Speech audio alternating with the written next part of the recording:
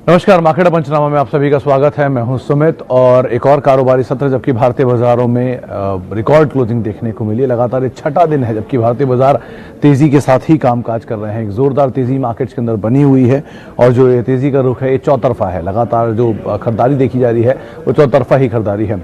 आज जो majorly market से पार्टिसिपेट कर रहे थे वो था cement space, metal space, auto share. Auto में रादर ऑटो सेल्स के नंबर से ठीक पहले खरीदारी का दौर देखने को मिल रहा है। इसके अलावा सीमेंट स्पेस में एक अच्छी खरीदारी थी, स्पेशली मिड कैप सीमेंट के अंदर, और साथ ही साथ मेटल स्पेस के अंदर भी खरीदारी देखने को मिली। ड्रेजिंग स्पेस में जहां पर लास्ट में ड्रेजिंग कॉप में एक अच्छी खासी खरीदारी देखने को मिली। इसके अलावा रियल एस्टेट स्पेस से कुछ और ऐसे सेक्टर है जहां पर एक अच्छा मूव जो है वो देखने को मिल रहा था।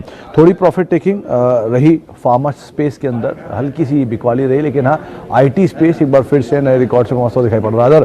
इस पिछले दशक में 10 एक साल में आईटी स्पेस ने 7,000 से 24,000 का सफर तय किया। एक जोरदार तेजी इस स्पेस में देखने को मिल रही है।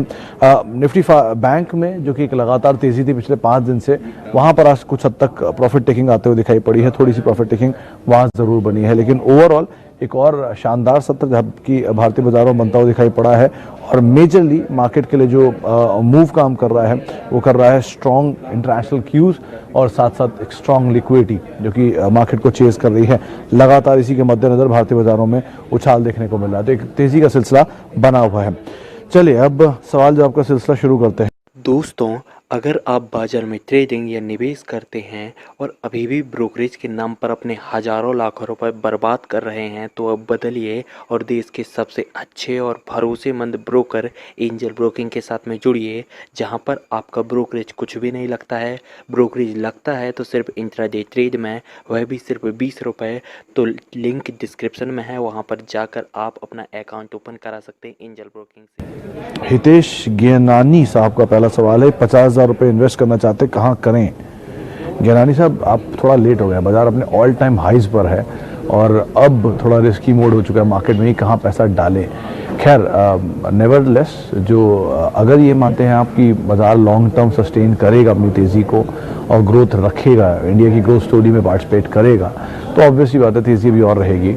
और उस तरह की तेज़ी में ऑब्वियसली बात है आप टॉप 5 कंपनीज को चुन सकते हैं। Reliance, TCS, HUL, HDFC bank और इन्फोसिस, ये 5 टॉप कंपनीज हैं जिनको आप ज़रूर देखें। आप इन्फोसिस को हटाना चाहते हैं तो HDFC लिमिटेड को ले आइए उसकी जगह पर। और ये 5 कंपनियों में कभी भी इन्वेस्ट कर सकते हैं। SIP वे में इन्वेस्ट करें, हर महीने थोड़ी थोड़ी क्वांटिटी में इन्वेस्ट करें ताकि नीचे आ भी जाए, आधा भी हो जाए तो भी आप इसमें पैसा और डाल पाएँ, तो आप उस हिसाब से अपनी पोजीशन रख सकते हैं। अच्छा, स्वरूप दत्ता साहब का एक सवाल है, उनके पास 2-3 शेयर है। पहला शेयर है बॉश, 14,900 के दाम पर खरीदारी है, 8 शेयर है। तो बॉश पे पहले बात करते हैं। दत्ता साहब देखिए, बॉश पूरे वर्ल्ड में एक तो जर्मन जाइंट है, अलग अलग स्पेस में काम करती है, कंज्यूमर ड्यूरेबल स्पेस में है, ऑटो स्पेस में है, चाहे कंपनी कार्यरत है। और इन स्पेस में होने के बावजूद भी ये पूरे वर्ल्ड में सिर्फ इंडिया में ही लिस्टेड है। तो पूरी दुनिया में कोई भी अपडेट इस कंपनी जुड़ा आएगा तो उसका इम्पैक्ट इंडियन स्टॉक के ऊपर देखने को मिलेगा कि इंडिया में ही सिर्फ लिस्टेड है। तो कंपनी वाइज कोई बुराई नहीं है, मल्टीनेशनल कंपनी है, पुरानी हिस्ट्री है, 100 साल के आसपास की हिस्ट्री इस कंपनी की और स्ट्रॉन्ग प्रमोटर है। डिविडेंड पे ऑफ ठीक ठाक है, लेकिन ऑब्वियसली ज़्यादा भाव के आगे थोड़ा छोटा ही दिखाई पड़ेगा आपको, लेकिन अच्छे प्रोडक्ट में अच्छी कंपनी है, इन्वेस्टमेंट ग्रेड स्टॉक है। ये 1-2 दिन 3 दिन वाला स्टॉक नहीं है, इन्वेस्टमेंट ग्रेड स्टॉक है। 2,000 या 21,000 रुपये के 21,000 या 18,000 रुपये के भाव पे इसमें प्रमोटर ने कुछ बायबैक भी किया था, जहाँ उसके बाद ही उसके नीचे मिल रहा है आपको। तो ऐसा है कि वैल्यू वाइज तो स्टॉक अच्छे दाम पर अभी भी है, आप हर फॉल में इसमें एक्यूमुलेट कर सकते हैं और होल्ड कर सकते हैं। 28,000 के आसपास इसके लाइफ हाई है, तो एटलीस्ट आप बने रहें। क्वालिटी स्टॉक है, ऐसी कोई दिक्कत नहीं है। अच्छा, आगे बढ़ते हैं। बंधन बैंक 500 शेयर 408 रुपये पे, होल्ड या एग्जिट? शबीर साहब का सवाल है। शबीर साहब, बंधन बैंक तो ठीक है, बुरा नहीं है, लेकिन मोमेंटम में भी है मार्केट। आज थोड़ी प्रॉफिट टेकिंग है, इसलिए पूरा बैंकिंग स्पेस नीचे आया। कल हमारी बात हो भी रही थी श्रीकांत चौहान से, तो उनका ये मानना है 425-430 तक की चाल देखने को मिल सकती है, तो एटलीस्ट आप मीडियम टर्म में बने रह सकते हैं। इसके अलावा इंडिया सीमेंट, अरे 147 रुपये के दाम पर 100 शेयर हैं। देखिए पांडे जी, इंडिया सीमेंट क्या पूरा सीमेंट स्पेस ही आज बज़ में था, चाहे वो लार्ज कैप हो, मिड कैप हो, स्मॉल कैप हो, सब में जोरदार तेजी थी। India cement in fact upper circuit पर आज बंद हुआ है। तो वैसे तो कंपनी बुरी नहीं है, अच्छी कंपनी है। अब खरीदारी की प्रबल दावेदार है, खरीदारी मतलब कोई इसे एक्वायर कर सकता है, ऐसी प्रबल दावेदारी है। पहले बीच में स्ट्रे सीमेंट की खरीदारी खबरें भी उठी थी, हालांकि उन्होंने डिनाई कर दिया। तो अगर ऐसा कुछ भी होता है तो आगे चल के शायद इसमें और फर्दर मूव देखने को मिले। वैसे भी ये मिड कैप सीमेंट स्पेस में वेल पोजीशनड है, तो आप बने रह सकते हैं। और नई खरीदारी के लिए एटलीस्ट आप वेट करें, अगर रीजनेबल क्वांटिटी में या रीजनेबल प्राइस पे नीचे मिले तो आप वहाँ पर एंटर कर सकते हैं। मित्तल साहब, शिल्पा मेडिकेयर पे सेम वही सवाल और उसका वही जवाब कि 407, 406, 405 इन लेवल्स के ऊपर आप नज़र रखें। जब तक ये लेवल ये नहीं तोड़ रहा है तब तक सेफ है और बने रहें। ऊपर की तरफ 510, 520 तोड़ने के बाद में बड़ी तेज़ी आएगी। ये भी दोनों के बीच में घूम रहा है काफ़ी समय से। कोई भी एक लेवल, कभी भी एक ट्रिगर आया और ट्रिगर के बाद में तेज़ी आई और वो लेवल टूटा दोनों तरफ में कोई भी, तो उसके अकॉर्डिंग ये रिएक्ट करता हुआ दिखाई पड़ेगा, तो आप उसको ध्यान रखिएगा। राठौर साहब, जैन इरिगेशन के केस में मेरा एक ही कंसर्न है कि इसकी डेट काफ़ी है और प्लेज काफ़ी है। जब तक वो दोनों नहीं सुधरेंगे ये बाय लिस्ट में नहीं आएगा। तो डेट सुधर जाए, प्लेज सुधर जाए, प्रॉफिटेबिलिटी इंप्रूव हो जाए तो आप इसमें एंटर करें, अदरवाइज सिचुएशन की थोड़ी ख़राब है। आगे बढ़ते हैं। एक सवाल है इंडसइंड बैंक को लेकर रतनदीप साहब का। रतनदीप जी, इंडसइंड बैंक वैसे अंडर परफॉर्म करके गया है हाल फिलहाल में। कल इसमें अच्छी तेज़ी थी, 5-5.5% का उछाल था। ब्रोकर हाउसेस के टारगेट्स हैं 950-960 रुपए के आसपास के। आप नियर टर्म में बने रह सकते हैं। एक ही कंसर्न उन्होंने भी उठाया कि इसमें शायद सिचुएशन इंप्रूव हो, लेकिन उतनी ज़्यादा इंप्रूवमेंट शायद ना आता हो दिखाई पड़े, तो आप अकॉर्डिंगली इसमें कॉल ले सकते हैं। अच्छा, max finance versus HDFC life 1 year के लिए। मित्तल साहब, ऑलवेज HDFC लाइफ। मैक्स के साथ हमेशा एक कंसर्न है कि इनके साथ स्टेक सेल की बस भी रहती है, एक दूसरा प्लेज भी है इनका काफ़ी, 2। तो ये प्लेज का कंसर्न इस ग्रुप में ही है। तो इंस्टेड आप HDFC लाइफ को प्रेफर करें जहाँ पर क्लीन सिचुएशन है सो फार, तो आप वो ज़्यादा बेटर ऑप्शन मुझे दिखाई पड़ रहा है। ACC सीमेंट 1700 की कॉल। अरुण साहब, ऑब्वियस बात है कॉल आपने कल की तो नहीं ली होगी। अगर कल की ली तो कोई फ़ायदा नहीं फिर तो, क्योंकि प्रीमियम वाइप आउट हो चुका है पूरा। लेकिन हाँ, अगर अगले महीने की है तो आप बने रह सकते हैं। सीमेंट में तेज़ी है, शायद इसमें थोड़ा और मूव देखने को मिले भी। SBI कार्ड का क्या फ्यूचर है? राधा रवि मंडल साहब, कल एक रिपोर्ट आई थी कोटक की, उन्होंने इनिशिएट किया था SBI कार्ड पे एक अपनी कवरेज और उनके टारगेट शायद 950 से 900 रुपये की रेंज में थे। उन्होंने बात साफ की कि जिस तरह की ग्रोथ आ रही है लॉकडाउन के बाद से ऑनलाइन डिजिटल ट्रांजैक्शंस में, इस कंपनी को उसका एक बड़ा बेनिफिट आता हुआ दिखाई पड़ सकता है। तो आप एटलीस्ट इस चीज़ को मद्देनजर रख के बने रह सकते हैं। हालांकि ये ना भूलें कि लोअर लेवल से स्टॉक काफ़ी चला है, भले साल दर साल या फिर अपने IPO प्राइस से इतना नहीं चला, लेकिन लोअर लेवल से काफ़ी चला है, तो आप उस हिसाब से अपनी रणनीति रखेंगे। अच्छा, आगे बढ़ते हैं। HDFC bank and HDFC limited. Dheeraj Jethwani साहब, अगर TCS, HDFC बैंक और HDFC लिमिटेड इन 3 में मुझे ऑर्डर देना हो तो ऑब्वियसली बात है तीनों को उसी ऑर्डर में रखा जाएगा जिस ऑर्डर में बाजार रखता है। पहले नंबर पे TCS, दूसरे नंबर पे HDFC बैंक, तीसरे नंबर पे HDFC लिमिटेड। और ऐसा नहीं है तीनों बैंक में से कोई भी बुरा है SIP के लिए। आप एक में भी कर सकते हैं, तीनों में से किसी भी, और तीनों में भी कर सकते हैं। और एक ही खाली आपको चुनना हो तो TCS सबसे अच्छा विकल्प है।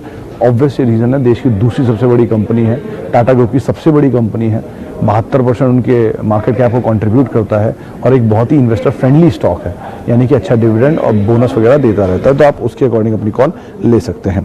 अच्छा, आगे बढ़ते हैं। बेक्टर फूड को लेकर कई सवाल आ रहे हैं। देखिए, बेक्टर फूड के केस में हमेशा एक ही क्रूशियल चीज़ रहती है कि एक तो आउटसोर्स्ड कंपनी है, ये बाकियों के लिए काम करती है। आप मिसाल तौर पर हिंदुस्तान फूड को देखिए, वो इसी तरह के बिजनेस के अंदर है, वो बाकी सेक्टर अलग है लेकिन कंपनी इसी तरह की है। अगर आपको लेना ही है तो आप उस कंपनी के साथ जाइए जिसका प्रोडक्ट इंटरमीडिएट है, जिसको ये सर्विस दे रही है। आपके सामने ब्रिटानिया है, आपके सामने बर्गर किंग है, आप इन 2 विकल्प को देख सकते हैं। आपने ले रखा है तो आप बने रहिए, तेज़ी मिलती है, रीजनेबल प्रॉफिट आए तो आप लेकर निकल सकते हैं। राहुल गुप्ता साहब का सवाल है, HDFC लाइफ में 20 ईयर्स के लिए 2 लाख रुपए इन्वेस्ट करना चाहता हूँ, कब तक देखने की जरूरत नहीं है? सर 20 साल और सीधा सवाल का सीधा जवाब, 20 साल के लिए इन्वेस्ट करें तो 20 साल बाद ही देखेंगे ना। उसके अलावा आपको अपने आप ही शेयर की पसंद बता देगा जब ये चल के डिविडेंड देना शुरू करेगा तब। और वैसे भी अगर आप 2 लाख इन्वेस्ट करना चाहते हैं तो एडवाइस ये है कि आप हर महीने 10-10 हज़ार इन्वेस्ट करिए इंस्टेड ऑफ 20 हज़ार, ताकि आपको एवरेज का प्राइस नीचे का मिले और आपकी कॉस्ट नीचे की साइड आ जाए। वो ज़्यादा बेटर विकल्प। AC के लिए नहीं, किसी भी कंपनी के लिए यही एक सही तरीका होता है। एक शॉट में आप डालेंगे तो ये कहीं अगर आधा हो गया तो आपको ज़्यादा दुख होगा। तो बेटर यही है कि आप एटलीस्ट इन्वेस्ट करिए, हर नीचे के फॉल में एक्यूमुलेट करिए और पोर्टफोलियो बिल्ड करिए इंस्टेड ऑफ ट्रेडिंग। अच्छा, आगे बढ़ते हैं। रिलायंस 2019 के भाव पे शेयर है 100। हाँ पाठक साहब, रिलायंस इंडस्ट्रीज के केस में अगर आपका नज़रिया सब कुछ है, आप छोटी अवधि के लिए हैं तो रोज ही मूव आता है 2020 के ऊपर का, आप वहाँ पर निकल सकते हैं। मध्यम अवधि के निवेशक हैं तो आप होल्ड कर सकते हैं, और लंबी अवधि के लिए तो ऑब्वियस ही बात है, फिर तो आप होल्ड करेंगे, देश की सबसे बड़ी कंपनी है, फिर तो कुछ सोचने की ज़रूरत ही नहीं है। तो आप अपने नज़रिए के हिसाब से इसमें कॉल ले सकते हैं।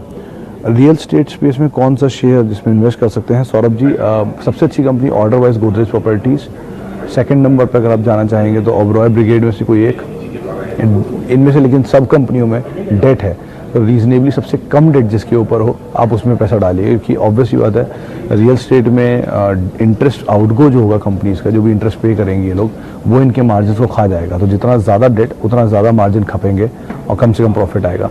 तो बेटर ये है कि कम डेट वाली कंपनी में पैसा डालिए, और प्लेज तो बिल्कुल ही ना हो उनमें पैसा डालिए, और वही आपके लिए सेफ बेट रहेगा। अच्छा, समय का थोड़ा और अभाव है इसलिए ज़्यादा बातचीत नहीं कर पाएंगे, लेकिन इन्फोसिस पर अंकित दुआ साहब सवाल पूछ रहे हैं। देखिए दुआ साहब, एक रिपोर्ट आई थी रिसेंटली, शायद क्रेडिट स्विस की थी, जो ये कहते हैं कि इस सेक्टर में सबसे तेज़ ग्रोथ अगर आएगी तो आएगी इन्फोसिस के अंदर। कंपनी अच्छी है, 1993 से आई थिंक लिस्टेड है, और तब से लेके अब तक इसने सबसे ज़्यादा पैसा बना के दिया है आईटी स्पेस में। पिछले 20 साल में, जब से टीसीएस लिस्ट हुआ है 2004 से, तब से लेकर अब तक इन्फोसिस करीब 16 गुना बढ़ चुका है। तो अभी भी इसमें 13 गुना बढ़ चुका है, पोटेंशियल है अभी भी, आप बने रह सकते हैं, और नीचे अगर आपको मिला आप ज़रूर खरीदारी करें, अच्छी कंपनी है। Wipro for long term, sir Wipro बहुत लॉन्ग टर्म में बहुत पैसा बना के दे चुका है। कल ही आपने पढ़ा भी होगा या सुना भी होगा, कल 75 साल पूरे होते विप्रो को। तो पिछले 40 साल में विप्रो 10,000 को 1,000 करोड़ कर चुका है, तो इतना बड़ा गेन ऑलरेडी दिया हुआ है। लेकिन ऐसा पोटेंशियल फिलहाल अब यहाँ से रहता है कि नहीं, ये कहना मुश्किल है, क्योंकि ऑलरेडी 100 रुपये की फेस वैल्यू का शेयर 1 रुपये की फेस वैल्यू पहुँच चुका है। स्प्लिट बहुत हुए हैं, बोनस बहुत आए, 13 बोनस आए, 2 स्प्लिट आए। तो बेटर यही है कि आप टीसीएस में स्विच कर जाएँ, वो ज़्यादा अच्छा विकल्प है। या मिड कैप में L&T टेक, L&T इन्फोटेक अच्छी कंपनियाँ हैं, माइंडट्री अच्छी कंपनी, हैप्पीएस्ट माइंड अच्छी कंपनी है, आप इनमें कोई एक विकल्प तलाश सकते हैं। अच्छा, गोदरेज कंज्यूमर, राकेश पटेल साहब, आप बने रह सकते हैं इसमें। अगर आपने ले रखा है तो कुछ हो सकता है 2-4 दिन में इसमें कोई बड़ी खबर आए, खासतौर से इनके सेल्स अपडेट को लेकर अच्छी खबरों की उम्मीदें हैं बाजार में, आप इस हिसाब से बने रह सकते हैं। चलिए एक आखिरी सवाल और लेते हैं। सवाल होगा वोकहार्ट पर, देवानंद तिवारी साहब का सवाल। तिवारी साहब ज़रूर बने रहिए, कुछ अपडेट हैं बाज़ार में, खबरें हैं कि शायद जो दवा की अप्रूवल है भारत में एस्ट्राजेनेका को लेकर अगर मिलती है तो वोकहार्ट उसका आउटसोर्सिंग का काम देख रहा है, तो शायद इस लिहाज से एक बड़ा ट्रिगर बनता हुआ दिखाई पड़े, एक बड़ी तेज़ी आ सकती है। तो आप एटलीस्ट बने रहिए नियर टर्म के लिए, तो लॉन्ग टर्म के लिए अवॉइड करिए, लेकिन हाँ मीडियम टर्म या नियर टर्म के लिए एटलीस्ट आप बने रह सकते हैं। चलिए फिलहाल इतने ही सवालों को हम शामिल कर पाएंगे, जिनसे हम बातचीत नहीं कर पाए उनका बहुत बहुत शुक्रिया।